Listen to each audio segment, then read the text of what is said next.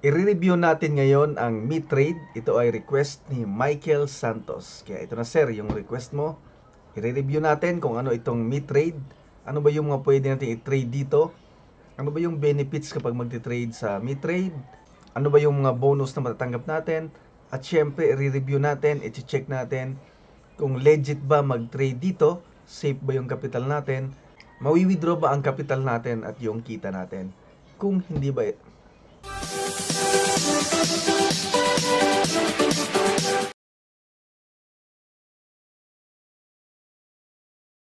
So ito ang website nila, metrade.com. Meron din tayong link sa baba sa video description.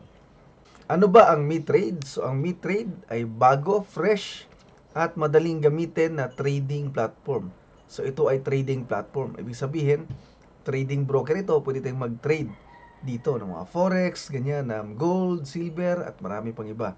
So ang MeTrade ay award-winning broker that was founded in Melbourne, a major city in Australia. Ito ang mga markets na pwede nating i-trade dito. Indices trading, commodities trading katulad ng gold, silver, platinum, WTI, Brent. Ito yung mga oil.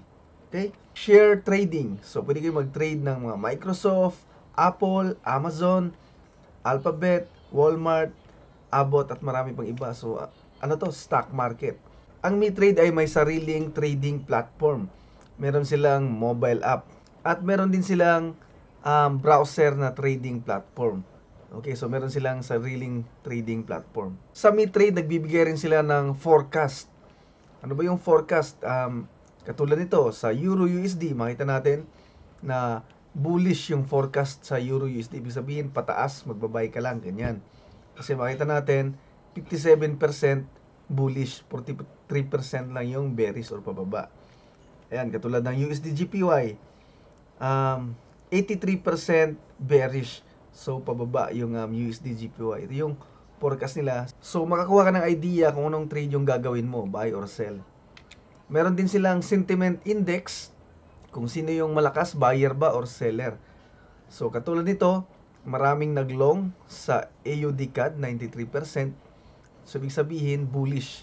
Maraming buyer. Kunti lang yung nag-short, kunti lang yung seller. So, pag maraming buyer, posibleng tataas pa yung price. Pag maraming seller naman, posibleng bababa yung price. Ganun. So, meron din silang trading analysis. Katulad nito, parang trading signal. Ayan, analysis nila sa AUD USD. Okay, the downside pre-bill. So, ayan. Check nyo na lang. So, meron silang welcome bonus. Claim your welcome bonus up to 2,000 US dollar. Okay. So, para itong deposit bonus. Kasi kapag nag-deposit ka ng 10,000 US dollar, meron kang 2,000 bonus. So, yun yung mga benefits kapag mag-trade tayo sa MeTrade. So, ang tanong, legit ba ang MeTrade or scam? So, i-review natin kung legit ba yung MeTrade, safe ba mag-trade dito, safe ba yung capital natin, at maka-withdraw ba tayo. Kasi kapag scam yung trading broker, hindi natin ma-withdraw yung capital natin, at kapag nag-trade tayo, i-manipulate nila para ma-loss yung trade natin. So, paano malaman na legit yung trading broker? So, dapat license sila. So, sa MeTrade, meron silang 3 license na makita sa website nila. Meron silang license sa Cayman Island or sa SIMA. Meron din sa ASEC or sa Australia. Meron din sa FSC sa Mauritius. Okay? So, ito yung nakalagay sa website nila. Pero dapat i-verify natin kung totoo ba na meron silang license. Kasi maraming scam na trading platform na naglalagay sila ng license, kunwari, pero fake. Pag binirify natin, hindi natin ma-verify.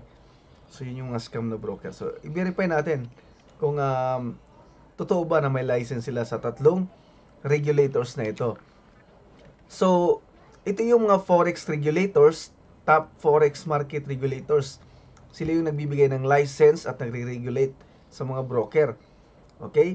So, kapag yung broker mo regulated at may license kahit isa sa mga ito, so makasigurado ka na legit yung broker mo. So, dito nakita natin na merong ASIC, yung MeTrade. So, ito, Australian Securities and Investment Commission. So, kung sa Pilipinas yan, parang Philippine Security and Exchange Commission. Okay.